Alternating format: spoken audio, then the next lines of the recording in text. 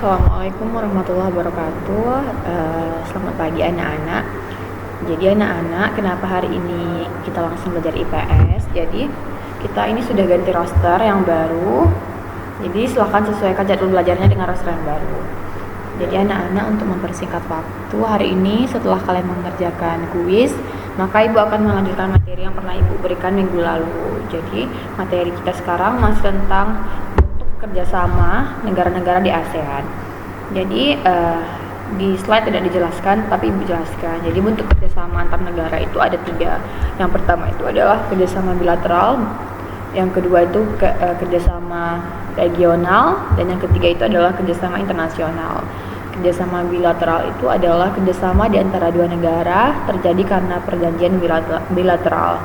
Yang kedua itu kerjasama regional, merupakan kerjasama beberapa negara dalam suatu kawasan kerjasama regional terjadi karena perjanjian multilateral.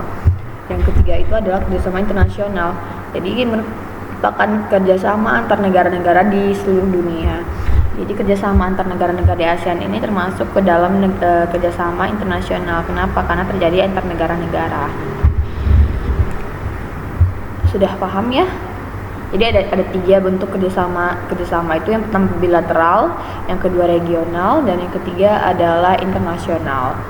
Jadi bentuk kerjasamanya itu, yang pertama ada dalam bidang ekonomi, yang kedua bidang sosial dan budaya, yang ketiga bidang pendidikan, yang keempat itu ada politik dan keamanan. Jadi 4 bidang inilah yang selalu bekerja sama. Mungkin kesehatan juga masuk, tapi di sini tidak ada bidang kesehatan. Jadi kita bahas dulu ini slide pertama. Para pemimpin ASEAN sepakat membentuk sebuah pasar tunggal di kawasan Asia Tenggara pada akhir 2015. Kesepakatan ini dilakukan agar daya saing ASEAN meningkat serta bisa menyaingi Tiongkok dan India untuk menarik investasi asing. Tiongkok ini adalah Cina dan adalah Cina. Jadi kenapa ASEAN dan Tiongkok India? Tiongkok ini ada di Asia Timur dan India ada di Asia Selatan. Makanya Tiongkok dan India ini bukan merupakan negara-negara di ASEAN.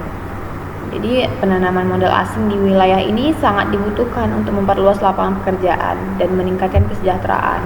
Pasar tunggal ini disebut dengan istilah Masyarakat Ekonomi ASEAN atau MEA. Secara bertahap, MEA membuka peluang suatu negara menjual barang dan jasa dengan mudah ke negara-negara anggota ASEAN. Contohnya kalau jasa itu adalah Indonesia mengirimkan TKI ke Malaysia, ke Singapura, ke Brunei, begitu. Itu contohnya adalah kerjasama di bidang jasa antar negara. Lalu selain itu akan dibentuk pasar tenaga kerja profesional seperti dokter, ahli keteknikan, guru, akuntan, dan lain-lain. Bentuk interaksi ini akan membuka peluang tenaga kerja asing untuk mengisi berbagai jabatan serta profesi di Indonesia yang tertutup atau kekurangan sumber manusianya. Jadi jika seandainya di suatu negara mengalami kekurangan tenaga kerja, maka itu bisa disuplai dari negara lain. Itulah manfaat dari kerjasama. Salah satu manfaat kerjasama adalah mengisi kekosongan yang ada di negara yang lain. Jadi jika ada yang ingin bertanya perihal kerjasama ini, silahkan tanyakan di kolom komentar. Lalu salah satu bentuk kerjasama kan ada di bidang sosial dan budaya. Jadi yang paling nampak, yang wujudnya nampak sama kita, yang bisa kita kunjungi itu adalah Festival Budaya ASEAN atau FBA. Festival Budaya ASEAN 2013 digelar di Kota Purwakarta, Jawa Barat tanggal 29 Juni 2013. Jadi festival budaya ini setiap tahunnya akan berubah-ubah di negara-negara ASEAN. Seadanya tahun ini di Indonesia, tahun depan akan ada di Malaysia dan di negara-negara lainnya. Jadi Indonesia itu melangsungkan Festival Budaya ASEAN itu pada tahun 2013 pada tanggal 29 Juni. Kegiatan itu diikuti 9 negara, yaitu Malaysia, Brunei, Filipina, Thailand, Myanmar, Laos, Vietnam, dan tuan rumah Indonesia. Jadi ini adalah pesertanya adalah negara-negara di ASEAN.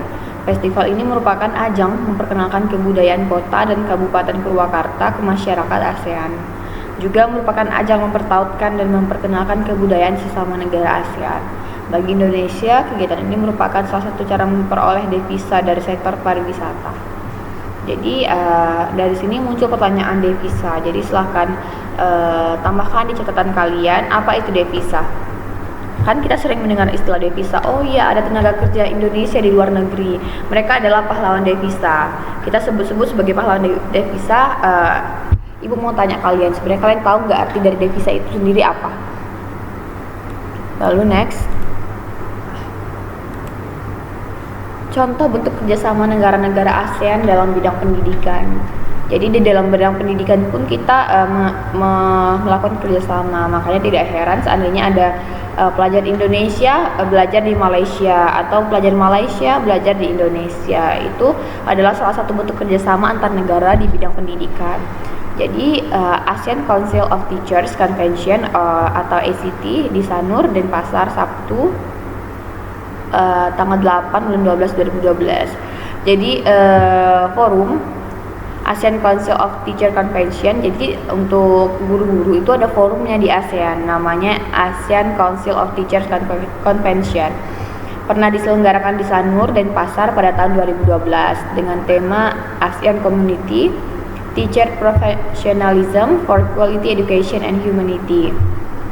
Jadi yang kedua itu ada bentuk kerjasamanya itu tadi penawaran beasiswa pendidikan. Contohnya Singapura memberikan beasiswa latihan pengelolaan jasa pelabuhan udara, kesehatan dan keselamatan kerja industri, komunikasi bahari dan lain-lain. Jadi negara-negara ASEAN ini memanfaatkan beasiswa untuk belajar di berbagai universitas di negara-negara ASEAN dan Jepang atas biaya yang diberikan oleh ASEAN dan juga Japan Scholarship Fund, dana beasiswa ASEAN Jepang.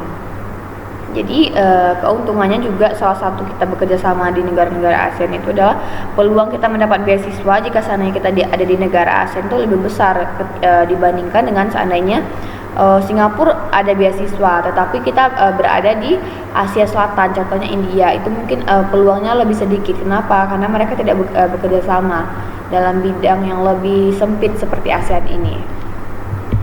Jadi setelah kita bahas mengenai kerjasama, apa sih manfaat dari kerjasama itu gitu?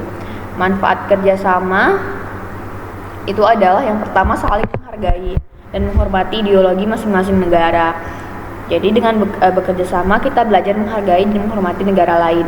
Yang kedua itu adalah saling menguntungkan kedua belah pihak dalam meningkatkan kesejahteraan ekonomi. Dalam bentuk apa? Bisa dalam bentuk ekspor dan impor. Lalu meningkatkan penyerapan iptek serta menanggulangi hal-hal yang dapat merusak budaya. Yang keempat itu adalah meningkatkan kemampuan pertahanan dan keamanan. Yang kelima, mewujudkan ketertiban dan perdamaian dunia serta menciptakan suasana pergaulan yang selaras, serasi dan seimbang. Jadi itulah manfaat dari kenapa kita harus bekerja sama antar negara. Kenapa kita nggak negara kita aja yang kita menanggulangi masalah kita di negara kita masing-masing gitu? Tidak bisa, kita harus bekerja sama dengan negara lain karena seperti yang Ibu sebutkan sebelumnya itulah manfaatnya tadi. Jadi anak-anak silahkan penjelasan dan materi yang Ibu sampaikan ini dicatat seperti biasa, lalu nanti difoto, lalu upload. Nanti Ibu akan buat forum untuk mengupload catatan ini. Jadi tempat mengupload catatan dan kuis sebelumnya itu berbeda, jadi biar tidak tumpang tindih.